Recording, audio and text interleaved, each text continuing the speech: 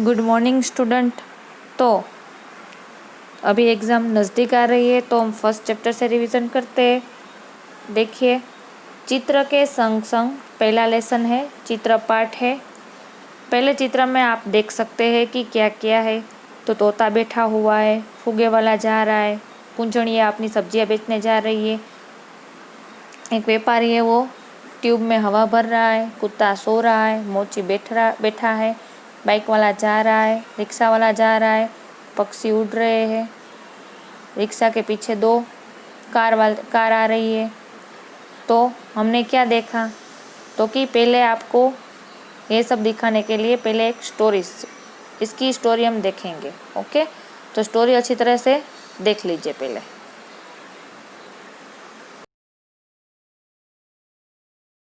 इकाई 1, चित्र के संग संग चित्रपाठ।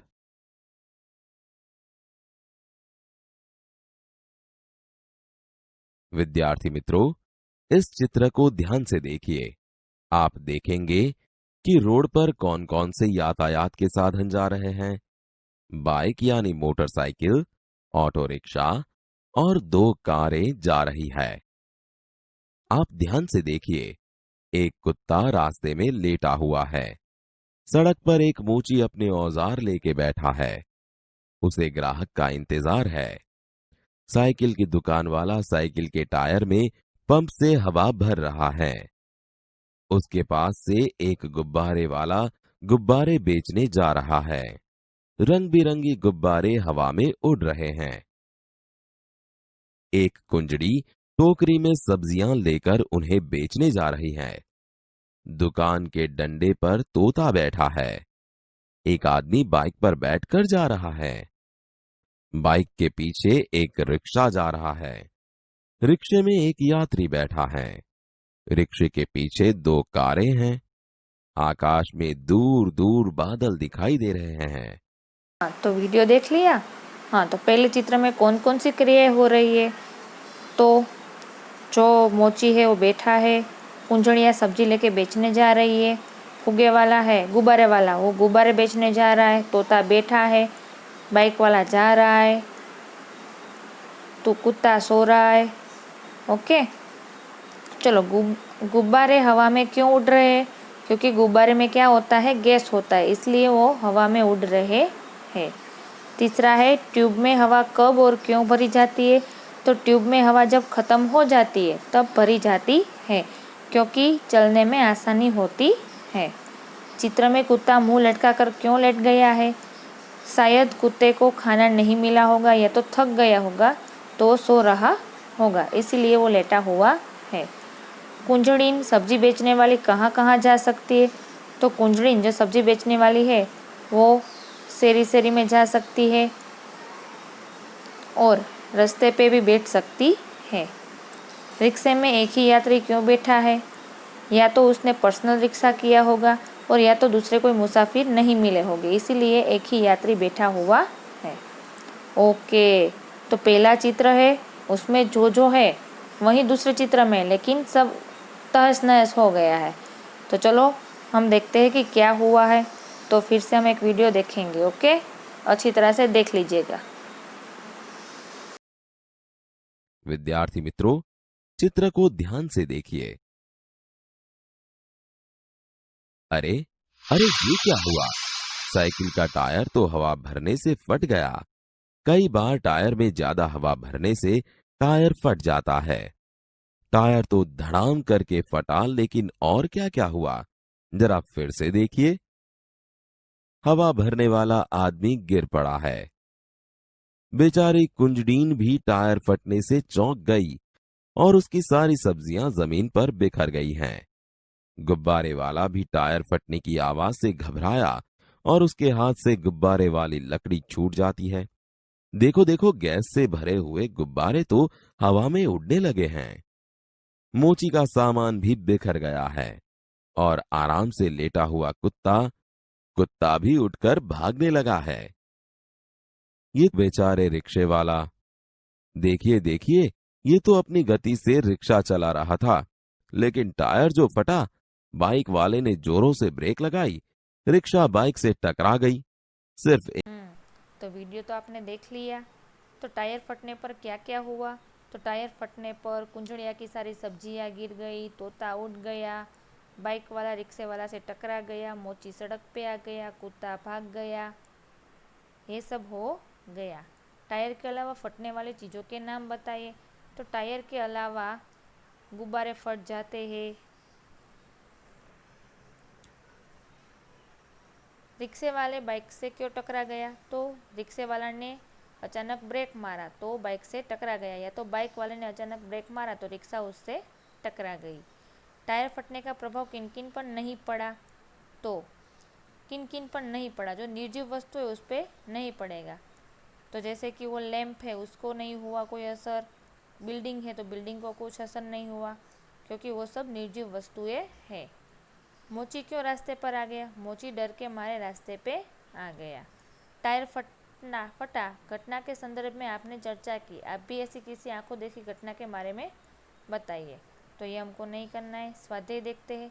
रबर से बनी हुई चीज़ों के नाम। तो गुब्बारे, फिर रबर से ट्यूब बनती है, रबर से टायर बनते हैं।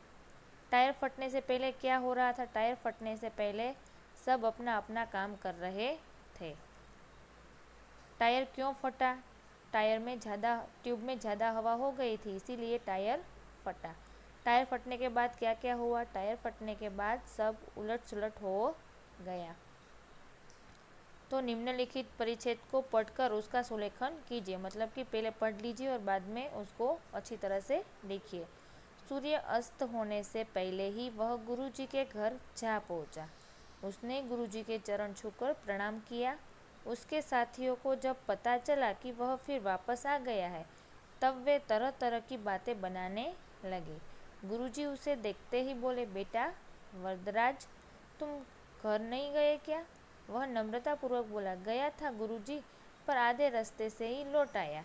अब मेरी आंखें खुल गई है। मैंने निश्चय किया है कि पूरी लगन से मैं परिश्रम करूँगा। आज से आपको कभी कुछ कहने का अवसर नहीं दूंगा।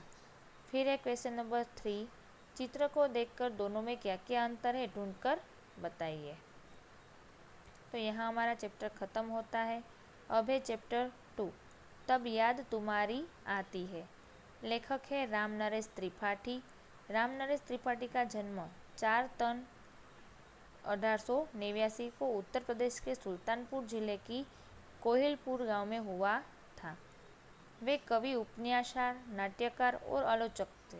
उसकी मुख्य काव्य कृतियाँ हैं मिलन, पथिक, स्वप्न और मानसी। स्वप्न पर उन्हें हिंदुस्तान अकादमी का पुरस्कार मिला है। उनकी है प्रभु आनंददाता ज्ञान हमको दीजिए प्रार्थना बहुत प्रसिद्ध है।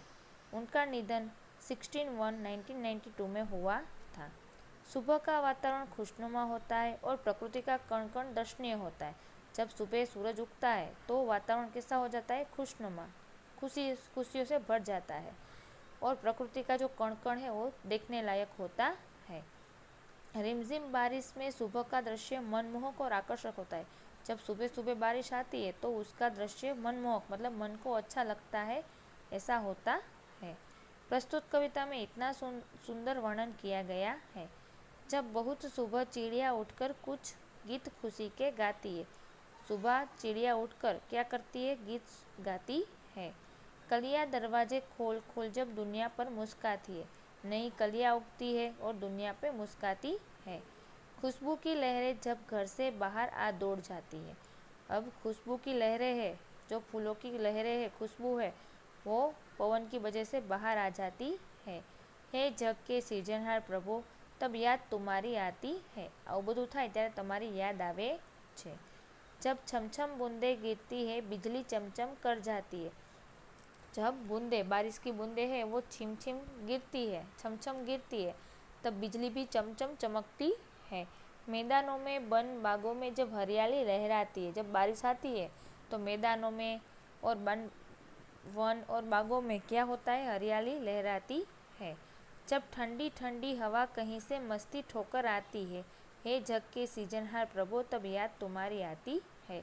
राम नरेश त्रिपाठी। अब हम इस काव्य का राग देखेंगे और थोड़ी समझूती लेंगे। ओके, तो देखिए। इकाई 2, तब याद तुम्हारी आती है। कविता। ध्यान से कविता सुनिए।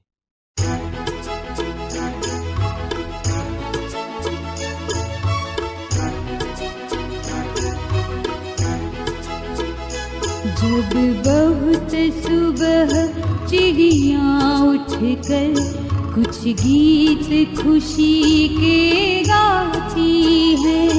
जब बहुत सुबह चिड़िया उठकर कुछ गीत खुशी के गाती है। कलियां दरवाजे खोल खोल जब दुनिया पर मुस्काती है। खुशबू की लहरें जब घर से बाहर या दौड़ लगाती है। खुशबू की लहरें जब घर से बाहर या दौड़ लगाती है। हे जग के सिरजनहार प्रभु तब याद तुम्हारी आती है। हे जग के सिरजनहार प्रभु तब याद तुम्हारी आती है।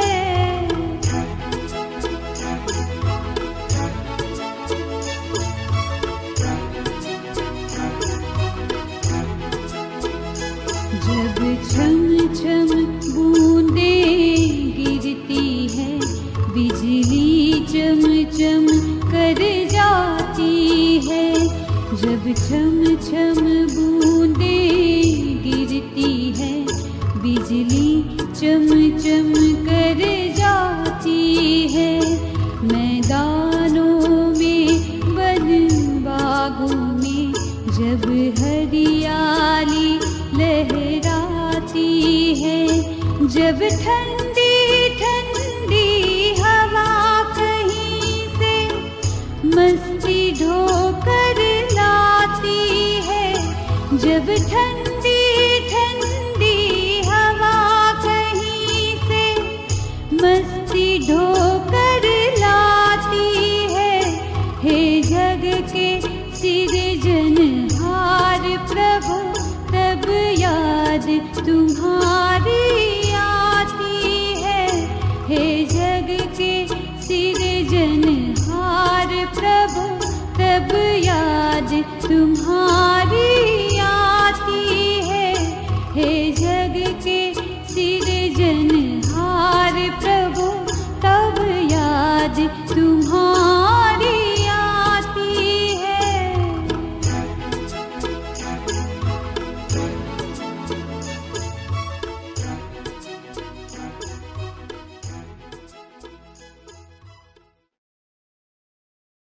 जब बहुत सुबह चिड़िया उठकर कुछ गीत खुशी के गाती है। कलियां दरवाजे खोल खोल जब दुनिया पर मुस्काती है। खुशबू की लहरें जब घर से बाहर आ दौड़ लगाती है। हे जग के सृजनहार प्रभु तब याद तुम्हारी आती है। समझूती। जब बहुत सुबह यानी भोर में जल्दी उठकर चिड़िया खुशी से भरे गीत गाती है। फूलों की कलियां खिल जाती है।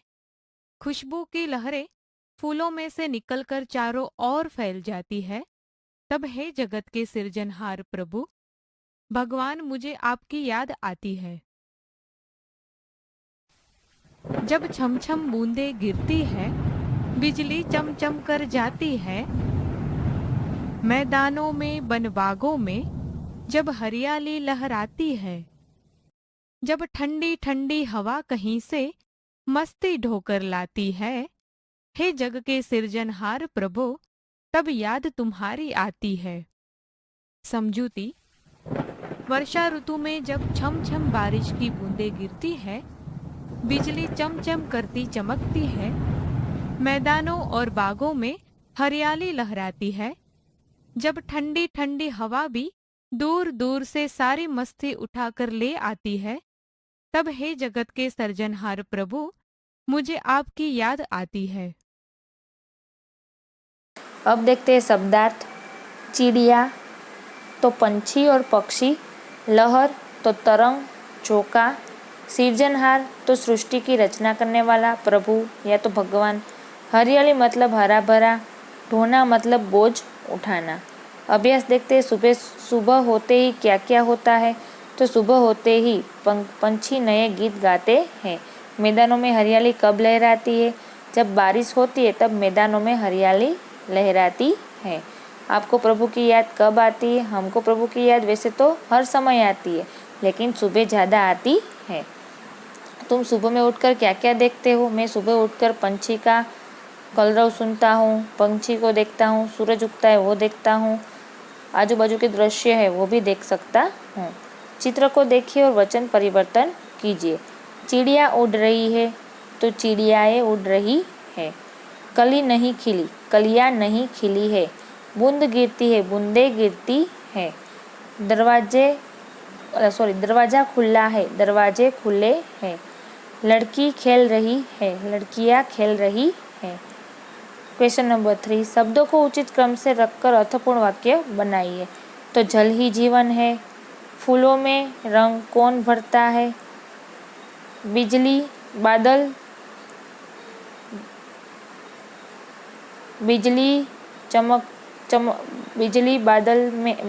में क्यों चमकती है, सबसे तेज हुआ को नहीं करना है। फिर है स्वाध्याय, चिड़िया खुशी के गीत कब गाती है? तो सुबह होने पर प्रकृति में कैसे बदलाव आते हैं? तो नए फूल उगते हैं। चिड़िया उठकर अपने घोंसले से उठकर आकाश में सवार करती है, उसके गीत गाते हैं। पृथ्वी पर हरियाली कब छा जाती है? जब बारिश आती है तब पृथ्वी पर हरियाली छा जाती है। हरियाली कहाँ कहाँ दिखाई देती है? तो हरियाली वन, मैदान और बगीचे में दिखाई देती है। बाद में है भावार्थ समझाइए। बाद में है समानार्थी शब्द।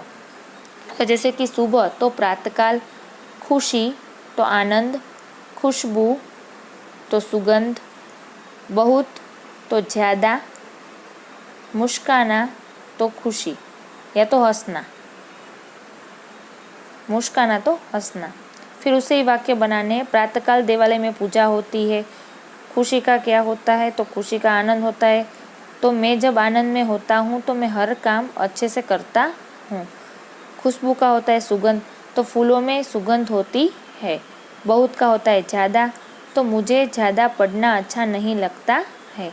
मुस्काना मतलब कि हंसना, मुझे हंसते हुए लोग बहुत पसंद है। इसके बाद शब्दकोश को क्रम में लिखना है। ओके, तो यहाँ हमारा चैप्टर ख़त्म होता है। अगले लेक्चर में हम तीसरा चैप्टर कुत्ते की वफादारी समझेंगे। Okay, thank you.